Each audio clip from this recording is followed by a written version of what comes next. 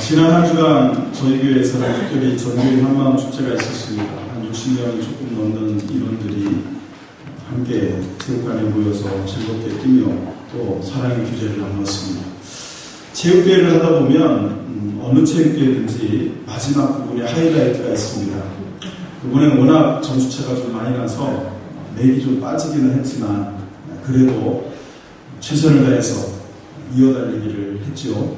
정팀과 홈팀이 나누어서 어리게는 해지부터 시작해가지고 제일 연세가 많으신 우리 정종옥 장로님께서 정말 최선을 다해서 뛰어주셔서 감동을 받고 또 기쁜 합의였다고 생각이 됩니다. 근데 이 마지막 경주에서 우리 혜지가 학교에서도 키는 그렇게 크지 않은데 워낙 발이 빨라가지고 계주 선수로 뽑혀가지고 운동회 때도 나가서 잘 달렸다고 해요. 근데 그 체육관 바닥이 약간 좀 미끄럽잖아요. 코너를 돌기 바로 직전에 제가 정확히 아주 생생하게 기억이 납니다. 그야말로 철퍼덕 오셨습니다. 바톤을 들고 뛰다가 철퍼덕. 근데 엎어지면서 머리카락이 혜지의 얼굴을 다 가렸어요. 그 표정이 어떤지는 볼 수가 없었습니다. 근데 웬만하면 바로 벌떡 일어나가지고 다시 뛰거나 그럴 텐데 엎어져서 일어날 줄을 모르는 거예요. 왜일까? 아파서였을까? 아니라고 봅니다. 굉장히 속상하고 먼저 속상한 마음이 컸을 거예요.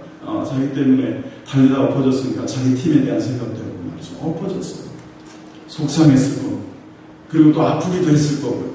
그리고 제일 중요한 건 창피했겠죠. 그 나이에 넘어지다니. 여러분 그런데 말이죠.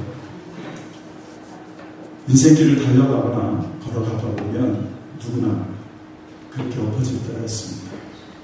쓰러질 때가 있고 넘어질 때가 있죠. 장로님께서 아까 기도하셨지만 이 나라가 지금 전체가 다 엎어진 것처럼 정말 힘들고 어려운 그런 시대를 우리가 살아가고 있습니다. 젊은이들이 지난주에 목사님도 말씀을 하셨지만 살포시대에 들어서 직장도 포기하고 결혼도 포기하고 아이도 포기하는 살포시대에 들어 절망이 그들의 삶을 짓누르고 있습니다. 때로는 마음이 아파서 절망하기도 하고 몸이 아파서 넘어져 있기도 하고 마음대로 내가 하고 싶은 일이 마음대로 뜻대로 되지 않아서 좌절하고 낙담하면서 쓰러져 있을 때도 있습니다. 사람들 때문에 넘어지고 사람들 때문에 고통을 당하기도 합니다. 쓰러져 있는 사람, 넘어져 있는 사람, 엎어져 있는 사람을 보면 그 엎어져 있고 쓰러져 있는 사람도 안타깝고 아프고 고통스럽지만 그 사람을 지켜보는 사람들도 안타까운 거예요. 여러분, 누가 이 안타깝고 또 슬픈 이 넘어짐의 상황에서 우리를 일으켜 세워주느냐는 거죠. 누가 우리를 쓰러진 우리를 세우시느냐는 거죠. 여러분, 사람은 서 있는 존재잖아요. 다른 모든 동물들은 네 발로 기어다니지만 사람은 직립보행을 합니다. 서서 다닙니다. 서 있는 것이 사람의 특징 중에 하나입니다. 그렇게 서 있어야 될 사람이 여러 가지 이유 때문에 엎어져 있을 때, 쓰러져 있을 때, 좌절하고 낙담하고 절망하고 있을 때에 여러분, 그런 상황에 있는 우리들을 누가 일으켜 세워주느냐는 것입니다. 시편 41편 12절 말씀에 누구보다도 인생길을 달려가다가 자주 넘어지고 자주 엎어질 수밖에 없는 상황에 빠졌던 경험이 있는 다윗은 이렇게 고백하고 있습니다. 주께서 나를 온전한 중에 붙드시고 할렐루야 영원히 주 앞에 세우시나이다.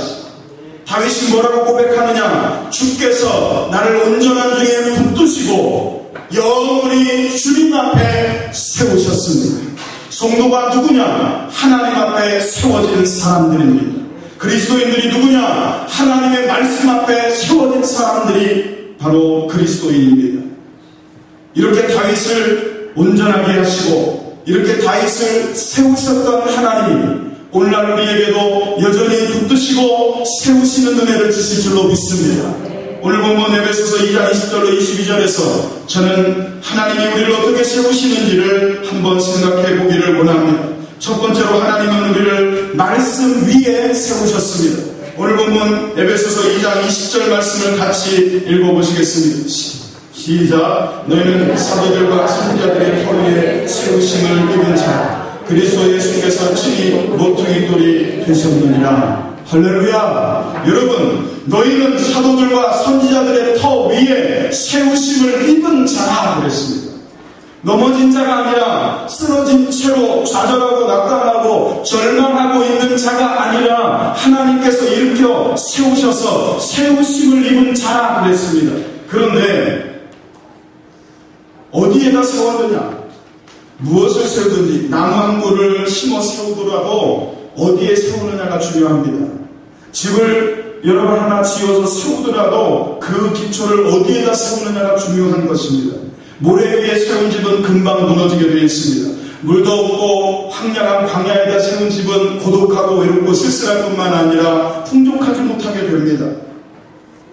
그렇기 때문에 먼저 하나님이 우리의 삶을 세우시고 우리를 세우신다 할 때 하나님께서 우리를 어디에다 세우시는지를 잘 보아야 합니다. 탄천에 설치 예술가로 불리는 던난석 씨라는 분이 있습니다. 이분은 탄천에 흐르는 물 가운데 돌들을 수집해다가 여러 가지 모양의 돌들을 사용해서 돌을 세웁니다. 잘 보이실지는 모르겠지만 여러분, 우리가 생각하기에는 좀 어려운 그런 방법들로 그런 돌들의 모양으로 그렇게 돌탑을 쌓아갑니다. 신기하죠? 잘 보시면 여러분 위태위태한 그런 여러분 편편하지 않은 그런 곳에다가 돌 하나를 올리고 또 그 위에 돌을 올려가면서 그리고 여러분 보면 뾰족한 이것이 여러분 위로 올라가야 안전할 텐데 밑으로 와서 돌을 떠받치고 있어요. 신기하죠? 놀랍죠? 아마 우리는 할 수 없을 거예요. 이분이 보니까 TV에 나오는 걸 보니까 별걸 다 세우시더라고요. 근데 특별히 탄천에 오가는 많은 여러분 시민들에게 이런 돌로 쌓은 이 여러분 모습들을 통해서 기쁨을 주기도 하고 그렇게 하는 분이에요. 근데 여러분 생각해 보세요. 하나님께서 우리를 세우실 때 이렇게 세우시면 어떻게 되겠어요? 바람만 살짝 불어도 흔들흔들하고 말이죠. 이런 데다가 우리의 삶을 세우신다. 이런 데다가 우리 교회를 세워놓으셨다. 여러분 조금만 비바람이 불어도 금방 쓰러질 듯한 그런 여러분 기초 위에 그런 터 위에 우리의 삶을 올려놓으셨다 그러면 불안해서 살 수 있겠습니까? 이 작품은 영원하지 않아요. 사진은 영원하지만 실제로 세워진 이 돌탑은 무너졌을 겁니다. 바람이 불든지 태풍이 왔든지 뭐 사람들이 신경을 잠깐 만지다가 쓰러뜨리든지 어떤 식으로든지 다 무너지고 없을 거예요. 그러나 여러분, 하나님은 저와 여러분을 가장 안전하고 가장 풍요로운 곳에 세우시는 줄로 믿으시기를 축원합니다. 그곳이 어디입니까? 하나님의 말씀의 더 위에 세우십니다.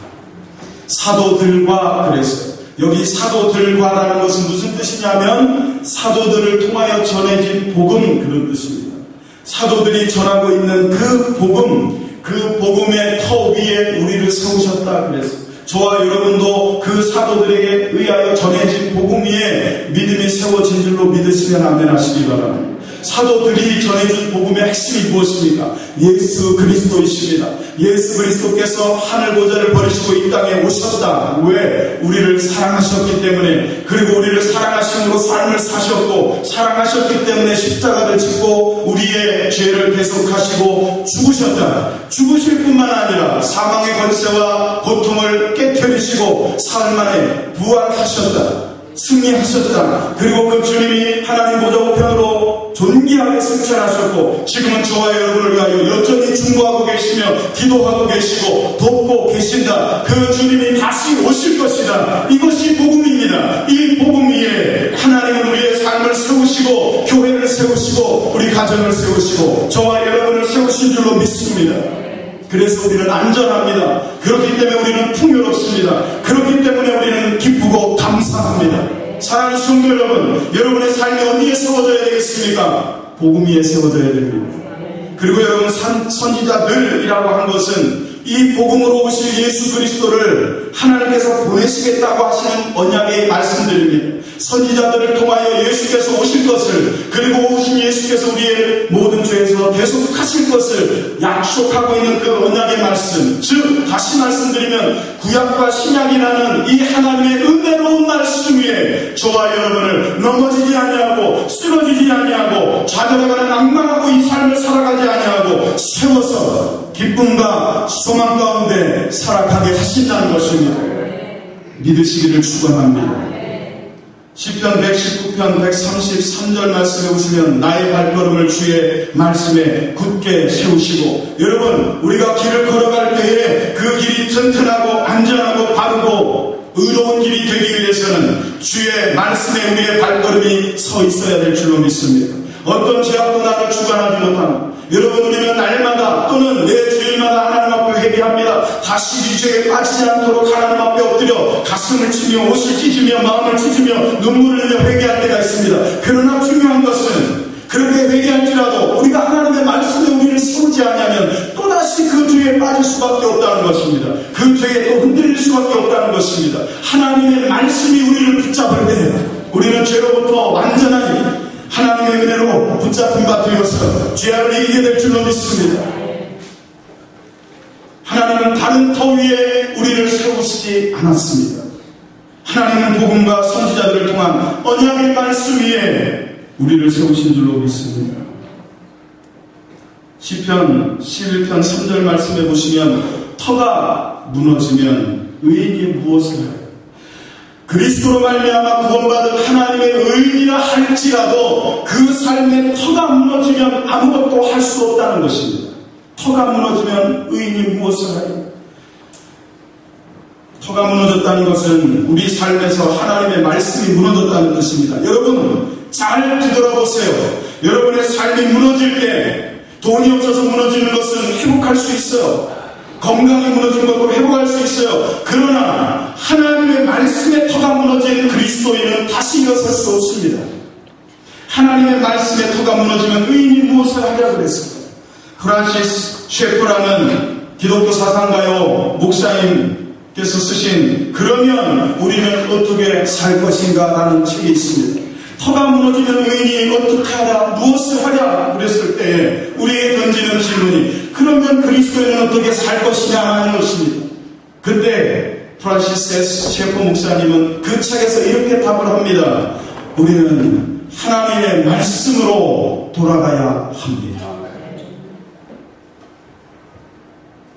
우리의 삶이 무너질 때, 여러분의 육체가 병으로 무너지고 여러분의 마음이 여러가지 상실된 낙심된 환경과 여건을 간에 무너져갈 때, 여러분의 믿음이 무너져갈 때, 교회가, 한국 교회가 무너져갈 때, 불법과 불의로 쓰러져갈 때, 이 교회를 다시 세우시고 이 가정을 세우시고 우리의 삶을 세우실 때 우리는 어떻게 해야 되느냐? 다시 하나님의 말씀으로 돌아가야 한다는 것입니다. 하나님은 우리를 세우십니다. 세상에서 넘어지고 쓰러지고 좌절하여 낙심하고 절망할 때 하나님은 말씀 위에 우리를 세우십니다.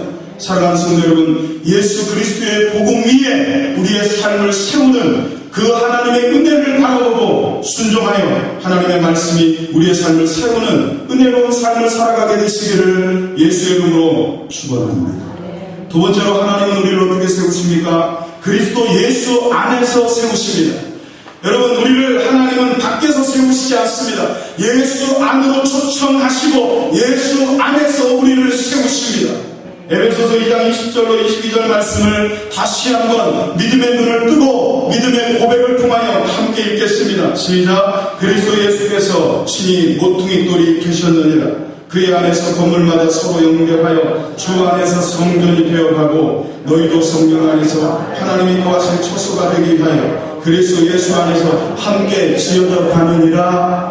할렐루야. 그리스도 예수 안에서라는 것을 본문에서는 두 가지로 얘기합니다. 첫째는 그리스도 예수께서 친히 모퉁이 돌이 되셔서 우리를 세우셨다 그랬습니다. 모퉁이돌이라는 단어를 국어사전에서 찾아보니까 건물의 기초를 튼튼하게 하기 위하여 기둥이나 여러 가지 것들을 받치는 돌, 그렇게 설명하고 있습니다. 예수께서 우리의 삶의 모퉁이돌이 되셨다는 거예요. 우리 삶의 머리 꼭대기에 앉으셔서 우리를 지배하고 통치하시고 다스리시는 그 예수님이, 그러셔야 될 예수님이 오히려 우리 발 밑에서, 우리 발 아래에서 우리의 삶을 지탱해 주시는 모퉁이돌이 되십니다. 여러분 발 밑에 예수께서 여러분의 발을 붙드시고 또 받치고 계시는 줄로 믿습니다. 모퉁이돌은 가장 밑에, 가장 구석에 깔리는 돌입니다. 심지어는 건축자들이 쓸모없다고 생각해서 버려진 돌이라고 했습니다. 그 버려진 돌을 하나님은 가져다가, 그렇게 사람들이 버린 그 돌을 하나님은 우리의 발 밑에 두시고 우리의 삶을 세우는 모퉁이돌 되게 하셨습니다. 여러분 한번 고백해 보시겠습니다. 예수님은 나의 모퉁이돌이시다.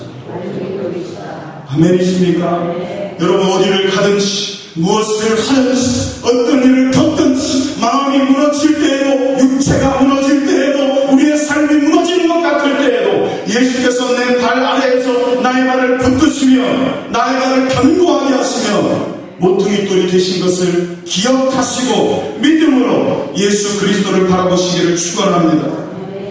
그 예수님이 우리의 모퉁이돌이 되셔서 우리와 함께 지어져 가신다 그랬습니다. 22절의 말씀에 보시면 너희도 성령 안에서 하나님이 거하실 처소가 되기 위하여 그리스도 예수 안에서 함께 지어져 갑니다. 여기 함께 지어져 간다 할 때 쓰여진 헬라어는 시노이 꼬도메오라는 단어입니다. 시노이 꼬도메오, 이것은 쉬네라는 부사와 꼬도메오라는 동사의 합성어입니다. 쉬네는 함께라는 뜻입니다. 함께. 그런데 여기 함께라는 건 우리끼리 함께 이런 뜻이 아닙니다. 성도들끼리 함께, 너와 내가 함께 이런 뜻이 아니라 문맥을 잘 보시면 예수님과 함께 이런 뜻입니다.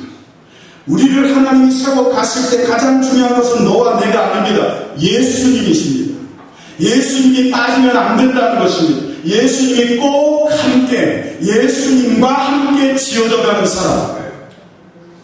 그리고 이 단어는 현재형으로 쓰여졌어요. 과거형이 아닙니다. 과거에 지어져 갔었다가 아닙니다. 지금 지어져 가고 있다는 것입니다. 지금 지어가고 계시는 거예요.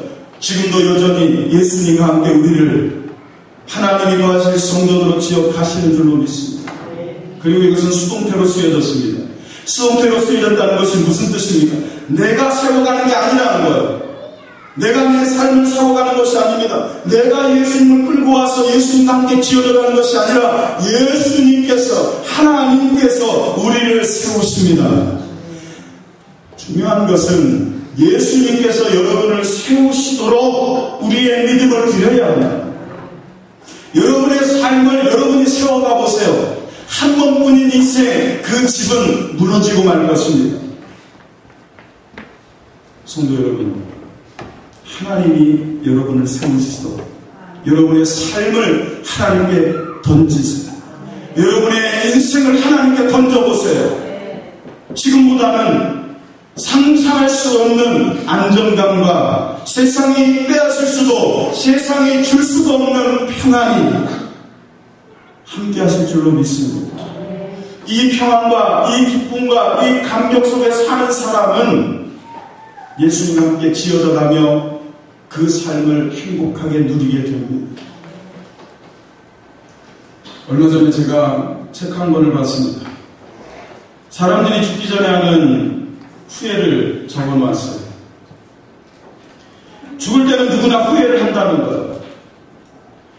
아무리 부자로 살아도, 아무리 재밌게 산 것 같아도, 아무리 훌륭한 업적을 남기며 산 것 같아도 누구나 한 번뿐인 인생을 마감할 때가 되면 자신의 삶을 뒤돌아보며 후회하게 된다는 것입니다. 매번 말씀을 드리지만 누가 후회 없는 삶을 사느냐? 큰 집에 살았던 사람이 아닙니다. 멋진 자동차를 끌었던 사람이 아닙니다. 자녀가 잘 돼서 훌륭한 대학을 졸업을 하고 좋은 직장에 다니는 사람이 아닙니다. 하나님이 세우시는 사람, 하나님이 그의 인생을 붙드시고 하나님의 조명하심을 따라 한 발자국 한 발자국 주의 말씀은 내 발의 등이요 내 길에 빛이리이다라는 말씀을 실천하며 살았던 사람, 그 사람이야말로 후회 없는 삶을 살게 되지 않겠습니까? 우리는 모두 쓰러지고 넘어지고 좌절하고 절망하며 인생을 살아갑니다. 그때마다 하나님은 다시 세우십니다. 예수님과 함께, 주님과 함께 우리가 마지막 순간까지 예수의 손을 놓지 않는다면, 주님의 붙잡은 손을 놓치지 않는다면, 물론 주님이 우리를 붙드시는 손이 있지만 우리도 주님의 손을 놓지 않는다면 여러분의 삶이 안전하고 든든하고 튼튼한 예수 그리스도의 반석 위에 세워지게 될 줄로 믿습니다. 마지막 세 번째로 하나님은 우리를 어떻게 세우십니까? 하나님이 거하실 처소로 세워 가십니다.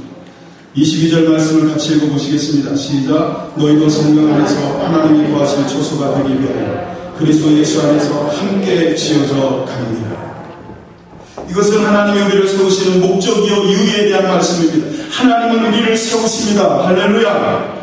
그리스도 예수의 복음과 언약의 말씀을 토로 삼으시고 우리를 세워가십니다. 그리고 예수 그리스도 안에서 함께 세워가셨습니다. 왜 우리를 세우시느냐는 것입니다. 왜 저와 여러분을 세우시느냐? 그것은 하나님이 거하실 처소가 되게 하시기 위해서 우리를 세우신다는 것. 여러분의 삶 속에 들어오시고 여러분 안에 들어오셔서 거하실 처소를 여러분으로 삼기 위해서 우리를 세우신다는 것. 여러분, 하나님 우리를 세우신다는 것은 그런 의미에서 구원을 뜻합니다. 하나님의 은혜로 구원받았다는 것입니다. 넘어진 자는 구원받지 못한 자입니다. 영이 죽어있는 사람, 영이 쓰러져 있는 사람, 영이 잠들어 있는 사람은 구원 밖에 있는 사람을 말합니다. 세워졌다는 것은 다른 것이 세워진 게 아닙니다. 여러분 오늘 아침에도 잠자리에 누워있다가 일어나셨죠? 여러분 스스로가 일어나셨어요. 지금도 여러분 여기 와서 꿋꿋하게 앉아 계세요. 여러분 육체는 여러분이 세우신 거예요. 그러나 영은 하나님이 세우시는 겁니다. 복음으로 세우시는 겁니다. 그래서 세우셨다는 것은 구원하셨다는 뜻입니다. 생명을 주셨다는 것입니다. 서 있는 것이 생명 있는 것입니다. 그래서 영이 세워진 사람, 영이 세워지는 사람, 영이 살아나는 사람, 영이 깨어난 사람이 되어야 한다는 것입니다. 하나님께서 함께 하셔야 그리스도인의 삶을 세워집니다. 성령 안에서 영이신 하나님과 교제하고 그 영이신 하나님 우리의 어디에 좌소를 정하시고 좌정하십니까? 바로 살아난 세워진 우리의 영과 그 안에 예수 하나님께서 거하실 처소가 세워지는 것입니다.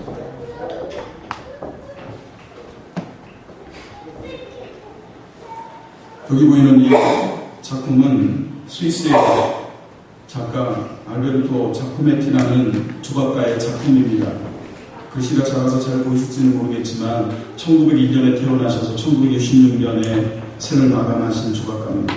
굉장히 유명한 조각가일 뿐만 아니라 그의 작품이 사상적으로도 여러 철학가들에게 영향을 끼친 그런 작품들을 다소 남긴 분입니다. 여러분, 이분이 조각한 이 사람의 조각상을 잘 보십시오. 빈약하기 그지없습니다.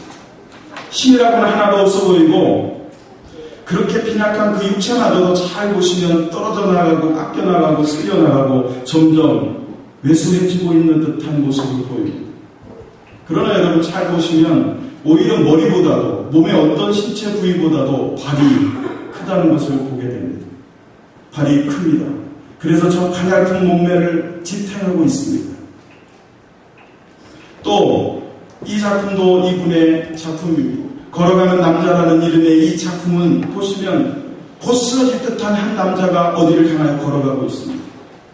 이 작품을 만든 이 자코메티의 모든 작품 속에 나오는 사람들은 다 이런 모양을 갖고 있어요.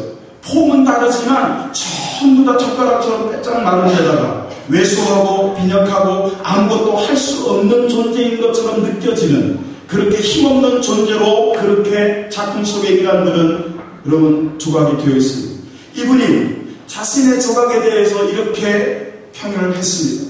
내 조각 속의 인물의 육신이 빈약한 것은 현대인들이 정신적으로나 육체적으로 빈약하고 궁핍하기 때문입니다. 현대인들의 모습이라 드러나지 않은 내면의 모습이 바로 이와 같이 빈약하고 약하고 그렇게 사라져가고 있는 그런 여러분 절망의 존재라는 겁니다. 그러나 내 조각 속의 인물들은 미켈란젤로나 로댕의 조각 속에 나오는 사람들만큼 위대하다. 왜냐하면 나는 직립한 인간만을 조각하기 때문이다. 인간이 서 있다는 것, 인간이 수직으로 서 있다는 것, 눕거나 비스듬히 기대지 않고 하늘을 향하여 수직의 자세를 취한다는 것에 나는 의미를 부여했다. 나는 한 번도 누워있는 사람, 한 번도 수평의 인간을 조각한 적이 없는데 수평의 인간, 누워있는 인간은 곧 죽은 인간을 뜻하기 때문이다. 수평의 인간은 잠이요, 의지 상실이요, 인간다움의 포기요, 굴복이라고 알베르토 자쿠메니는 스스로 평하고 있습니다. 사랑하는 성도 여러분, 하나님이 사람을 만드실 때 모든 만물 가운데 유일하게 직립하게 하셨어요. 세워놓으셨어요. 서 있게 하셨어요. 인간은 서 있을 때 가장 아름다운 것입니다. 누가 우리를 좌절해서 일으켜 세우십니까? 누가 우리의 육체의 고통에서 일으켜 세우시고 누가 우리의 고통에서 우리를 세우십니까? 하나님이 세우십니다. 그 안에 뿌리를 박으며 세움을 받아 교훈을 받은 대로 믿음에 굳게 서서 우리가 서 있어야 하는 것은 믿음 위에 서 있는 것입니다. 감사함을 넘치게 하라. 여러분의 삶이 이런 삶이 되시기를 예수의 이름으로 축원합니다. 주님의 이름으로 축원합니다. 하나님은 우리를 세우십니다. 말씀 위에 세우시고 그리스도 예수 안에 세우십니다. 그리고 그렇게 세우신 우리 안에 처소를 만드시고 찾아오셔서 들어오셔서 영원히 함께 거하십니다. 우리 옆에 분과 인사하겠습니다. 하나님이 당신을 세우십니다. 그렇게 인사하십니다. 하나님이 우리를 세우십니다. 사랑하는 성도 여러분, 여러분 가운데 혹 여러분이 원하는 대로 여러분이 뜻하는 대로 일이 풀리지 않아서 누군가에게 상처받고 누군가로부터 고통을 받아서 마음이 쓰러지고 좌절되고 실망하고 낙담하십니다. 육체에 말할 수 없는 고통을 인하여 넘어져 계시고 쓰러져 계십니다. 여러 가지 일들로 스트레스를 받고 눌려서 일어서 있지 못하고 쓰러져 계십니다. 하나님을 바라보십시오. 하나님은 우리를 세우십니다. 여러분을 세우실 줄로 믿습니다. 든든한 반석이신 예수 그리스도의 반석 위에 교회와 가정과 우리를 세우시는 그 하나님을 찬양합니다. 내 주는 반석이지 저곳은 안전하도다 절망과 고통 없으니 저곳은 안전하도다 오 나의 예수는 반석이시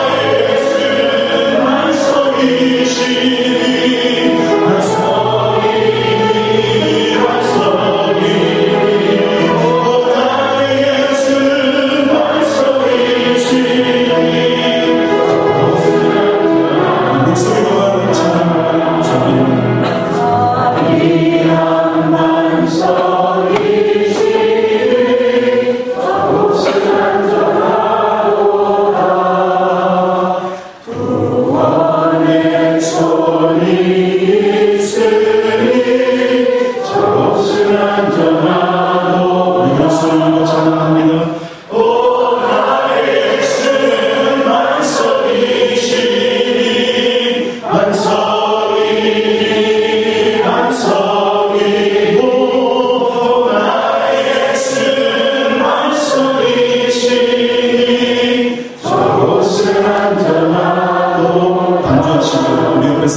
붙잡겠습니다.